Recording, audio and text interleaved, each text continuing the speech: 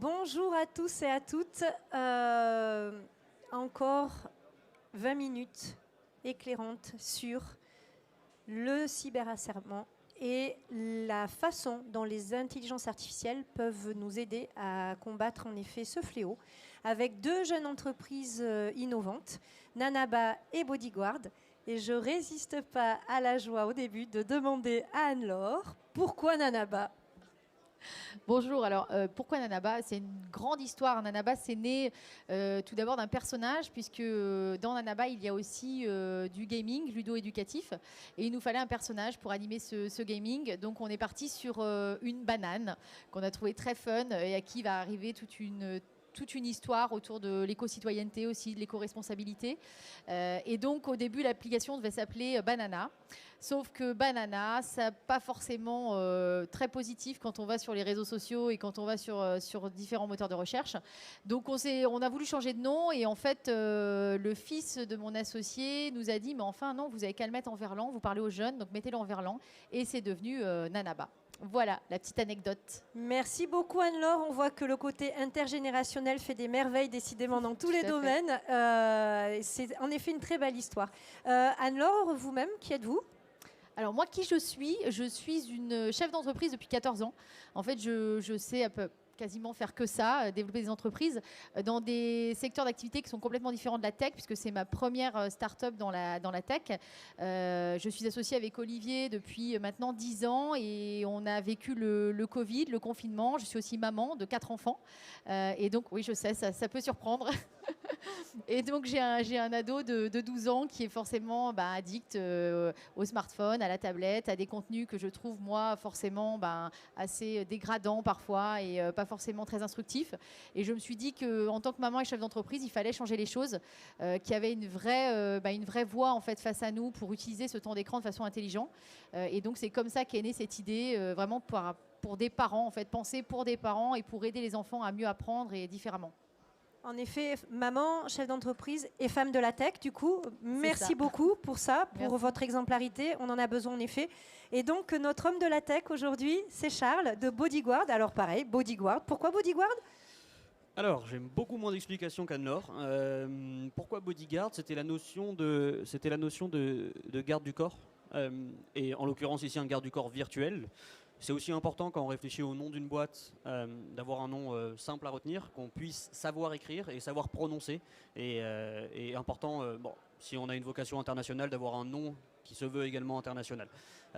Donc c'était un bon juste milieu, un bon compromis entre tout ça.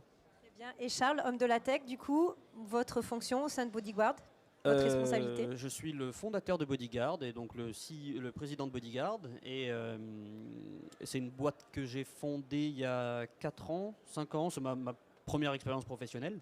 Moi, je suis plus le côté technique de Bodyguard parce que j'ai commencé la programmation à 10 ans, 11 ans, quelque chose comme ça. J'ai pas fait d'études et j'ai lancé Bodyguard à 21 ans, il y a à peu près 5 ans. Alors, pas fait d'études dans le domaine, on va dire, traditionnel, mais des études quand même, puisque tout votre talent, en effet, est mis au service de cette société. Alors, Nanaba, l'objectif, c'est vous êtes parti de quel constat et l'objectif, c'est quoi ? Alors, nous, on est parti du constat très simple qu'aujourd'hui, en tant qu'adulte, déjà, on passe 27 ans, 7 mois et 6 jours sur notre téléphone et notre tablette, donc ça fait assez peur, sur des contenus principalement récréatifs. Les enfants, eux, ce sont leur première cible, en fait, aujourd'hui, de ces contenus récréatifs et qui sont désinstruisants, carrément. Donc, on est parti du constat qu'aujourd'hui, on ne pouvait pas lutter contre l'outil numérique et que cet outil numérique peut être un vrai outil d'apprentissage et qu'il fallait arrêter, en fait, de penser et de dire aux parents, non, c'est pas bien que votre enfant il soit sur le téléphone ou sur la tablette, mais plutôt transformer cet ennemi en allié d'apprentissage. Donc comment le transformer en allié d'apprentissage ? Tout simplement en transformant leurs habitudes numériques, leurs habitudes de consommation en apprentissage. Donc Nanaba, ça permet de bloquer les applications récréatives sur les téléphones et tablettes en échange de petits quiz éducatifs de la matière et du niveau choisi par le parent. C'est un peu le donnant-donnant, on en parlait avec Charles tout à l'heure. Voilà, on est dans une génération où le téléphone et la tablette n'existait pas forcément quand on était enfant. Et donc nos parents nous disaient, écoute, tu veux regarder un dessin animé ou tu veux aller au ciné, en échange, tu vas sortir les poubelles ou nettoyer la table. Là, c'est tu vas aller sur TikTok, tu vas aller sur Gulli. En échange, il faut que tu fasses ton petit quiz de maths ou ton petit quiz de français. Et c'est automatique. Donc, le parent, il n'a pas besoin de tout le temps dire à l'enfant, OK, fais-le. Et on retrouve, en fait, on rentre de nouveau dans un cercle vertueux entre le parent et l'enfant. On arrête de diaboliser le téléphone à tablette parce que l'outil numérique est un vrai outil d'apprentissage. Donc c'est notre vocation chez Nanaba, c'est de repenser la façon d'apprendre. En effet, on l'a beaucoup dit depuis le début de la matinée, on est dans cette ère des intelligences artificielles et technologiques-là. Troisième révolution, la première étant l'écriture, la deuxième l'écriture à grande échelle avec l'imprimerie. Et aujourd'hui, cette imprimerie numérique qui, en effet, est partout autour de nous, qui potentiellement peut nous donner accès aux connaissances, où que nous soyons à n'importe quelle heure. Mais justement, où que nous soyons à n'importe quelle heure, comment en effet garder la maîtrise tout en s'amusant. Merci beaucoup de cette merveilleuse idée et surtout de l'audace d'avoir fait cette société qui à la fois est utile pour les citoyens et les citoyennes et aussi pour vous en tant que chef d'entreprise. Grand bravo Anne-Laure. Charles, Bodyguard, qui est complémentaire du coup de cette approche-là parce que rappelons-le, ce moment que nous passons ensemble est autour justement de éducation, usage du numérique et puis malheureusement cyberharcèlement. Alors Bodyguard, que pouvons-nous faire ? Alors, chez Bodyguard, on attaque un des marchés qui croît le plus rapidement, c'est la haine en ligne. C'est assez triste, surtout avec tout ce qui se passe en ce moment, beaucoup de mauvaises nouvelles. Mais donc il faut faire quelque chose, et nous on apporte une réponse technologique à ça en développant une technologie qui est capable de repérer les contenus haineux sur Internet. Ce qu'on a fait, c'est qu'on a mis cette technologie dans une application mobile qui s'appelle Bodyguard, qui est gratuite et qui protège en temps réel les particuliers et donc les enfants des contenus haineux sur leurs réseaux sociaux. Le fonctionnement est très simple, on télécharge l'application, on personnalise sa modération, enfin on se connecte avec ses réseaux sociaux et on personnalise sa modération. Une fois qu'on a fait ça, on a juste à fermer l'application Bodyguard, on continue d'utiliser ces autres applications normalement en complémentarité de Nanaba, si on a le droit de les lancer. Et en fait, ce qui va se passer, c'est que nous, en temps réel, on va récupérer les commentaires qui vont être postés sous vos vidéos YouTube, vos commentaires Instagram, les gens qui vont vous mentionner sur Twitter. Et donc, on va analyser ces commentaires-là avec notre technologie qui va prendre une décision en temps réel. Si le contenu est haineux envers la personne qu'on protège, sa famille ou ses proches, on va simplement le retirer de la plateforme. Donc ça, c'est Bodyguard, c'est notre solution pour les individus. Et on s'est rendu compte que si on voulait répondre à notre mission qui est de protéger le plus de monde possible des contenus haineux sur Internet, un des bons moyens d'y arriver, c'était également de faire un virage, ce qu'on appelle B2B, destiné aux entreprises, pour leur permettre de protéger leur communauté. Et donc c'est comme ça que Bodyguard protège à peu près maintenant 700 millions de personnes des contenus haineux, de recevoir, envoyer ou recevoir des contenus haineux sur Internet en 6 langues. Et donc voilà, j'aime bien la complémentarité des deux, une solution B2B pour les entreprises qui nous rapporte de l'argent, une solution gratuite qui est totalement gratuite. C'est une situation un peu win-win et c'est cool. En effet, et au-delà d'être cool, c'est surtout très utile. Donc encore une fois, merci d'avoir eu l'audace de vous lancer dans ce domaine-là, parce que j'imagine que c'est pas facile tous les jours de voir aussi ce qui circule justement. Et vous parliez de complémentarité, et en effet, ici donc Côte d'Azur, France, Terre d'IA, le AI Land, 3IA Côte d'Azur, institut interdisciplinaire en intelligence artificielle, dont la directrice scientifique adjointe Serena Villata, depuis des années, travaille en effet sur ce sujet de la détection dans le langage naturel de propos haineux qui en effet sont réellement un fléau. Et elle a aussi comme fonction de siéger au comité national pilote d'éthique. Et ces réflexions qui vous éclairent, vous, industriels, portent sur deux aspects. Le premier, c'est, vous disiez, on va du coup décider, aider à prendre une décision. Ces décisions, il faut qu'elles soient en effet en conscience. Et comment, à chaque instant, les humains peuvent dire ce qui finalement il faut barrer et pas. Et ça, c'est vraiment une question complexe. Et voilà pourquoi le comité réfléchit. Et aussi, bien sûr, que ce ne soit pas qu'une façon de dire les choses en disant il ne faut plus faire ça, mais avoir réellement des moyens de le mesurer. Donc vous, en tant qu'industriel et qui êtes en effet sur ce territoire-là, puisque vous avez décidé de vous implanter là, et d'ailleurs au passage, la Chambre de commerce et d'industrie, on peut peut-être aussi en dire un mot, et la façon dont elle vous accompagne aussi. Comment en effet équilibrez-vous entre cet aspect industriel en effet et cette prise en compte de c'est quoi une décision? Ça veut dire quoi prendre une décision? La chose la plus importante, c'est de développer une technologie éthique. Et une technologie éthique, quand on parle d'intelligence artificielle, c'est des technologies où on peut comprendre quelles sont les règles de modération que la technologie va suivre. Et ça doit être une technologie qui est capable d'expliquer une décision. Le souci avec l'intelligence artificielle, enfin, notamment le machine learning dont on parle énormément aujourd'hui, c'est qu'il y a un côté black box qui fait que on ne peut ni comprendre ce qu'elle a appris, ni expliquer une décision. Et donc c'est difficile derrière d'ajouter une partie éthique à tout ça. Chez Bodyguard, ce qu'on fait, c'est la technologie est alimentée, mise à jour par des humains via une interface humain-machine pour qu'ils puissent, en tant que linguistes, experts en haine en ligne, experts en réseaux sociaux, transmettre tout leur savoir et leur intelligence à la machine. Et en plus de ça, la technologie Bodyguard est capable d'expliquer une décision et c'est vraiment la chose la plus importante. Ensuite, il y a l'aspect beaucoup plus éthique de la chose sur l'aspect légal. Bodyguard n'est pas un régulateur. Donc nous, ce qu'on fait, c'est qu'on suit la loi. Et la loi en France est très bien faite et donc on suit la loi. Et au moins, on n'a pas de problème. On retire les contenus qui sont illégaux. On sait les détecter et on sait alimenter la technologie pour les détecter. On sait expliquer quand est-ce qu'on a trouvé ce genre de contenu-là. Et le plus important, c'est de suivre la loi. Merci beaucoup de ce message à la fois précis, clair et tout à fait enthousiasmant et rassurant sur notre capacité à la fois dire que voilà, ce problème a été identifié, légiféré et qu'en effet les industriels, jeunes ou moins jeunes, peuvent s'y référer. Et encore une fois, bravo parce qu'on voit vraiment que votre dynamisme contribue en effet à incarner ces réflexions éthiques. Les premiers retours d'expérience de Nanaba avec les parents et où les enfants, c'est quoi par exemple des anecdotes? Alors, on en a plusieurs anecdotes, parce que c'est vrai que les enfants, ils sont très intelligents et c'est vraiment génial de voir justement à quel point ils sont aujourd'hui techniquement meilleurs que nous. C'est complètement intuitif. Alors, des anecdotes, on en a plein. J'en ai une qui est assez rigolote. On a eu une maman qui avait donc pris Nanaba pour sa fille et un jour, elle nous écrit, elle nous dit « Ah là, je comprends pas, samedi sur Nanaba que ma fille a TikTok et moi, quand j'ai son téléphone, elle n'a pas TikTok. Donc, c'est pas possible. Votre application ne fonctionne pas. » Donc bon, nous, bien sûr, on est une jeune entreprise, donc on se remet en question en permanence, on vérifie techniquement qu'on n'a pas de défaillance tout le temps. Donc du coup, on a fait nos analyses et il s'avère, après, on est retourné vers cette maman, on a dit non, malheureusement, elle a bien un TikTok. Donc notre développeur a pris contact avec elle, a pris le téléphone en main et s'est rendu compte simplement qu'elle avait changé la vignette de TikTok. Et bizarrement, sur nos datas, elle allait sur la météo en permanence, cette enfant.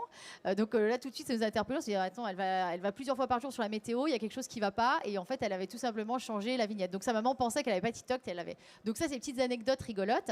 Après, pour les retours, nous, notre plus belle victoire, c'est qu'au début, et moi, l'idée est née grâce à mon fils.